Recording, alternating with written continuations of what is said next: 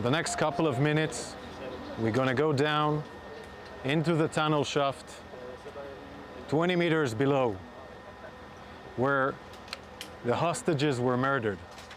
The tunnel shaft was in a children's room, in a house. Those are the walls of this children's room, with Snow White and Mickey Mouse on the wall, and a tunnel shaft where hostages were murdered downstairs, 20 meters below the ground. Hamas used those letters in the tunnel, and there was a hiding floor. All he needed to do is to break the floor and then go out through the children's room, inside to the street, and go back into the tunnel. This is how Hamas built this tunnel. The shaft goes down about 20 meters into the ground, using 4 separate letters.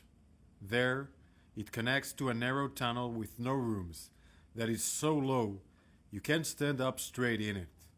The tunnel is about 120 meters long and ends in a blocked iron door. This short blocked part of the tunnel is where the hostages were held and murdered. We know that between 2 to 6 terrorists were here with the hostages. We are gathering all the stuff here for forensics, for intelligence. We can see magazines, an AK-47 magazine, chargers, all used by the terrorists, Quran books, a hairbrush. We need to check who used it. But there were women here in the tunnel. This is their blood. This is the blood of Hersh, Eden, Carmel, Ori, Almog, and Alex. They were heroes, and they were here in this tunnel for weeks or days, we will find out.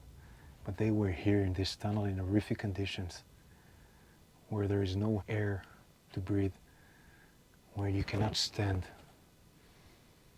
And they survived, but they were murdered by terrorists, and they're still hostages, 101. Some of them are alive in the same conditions, in tunnels like this, in Gaza. And we need to do everything we can, in all the means we can, to bring them back home alive.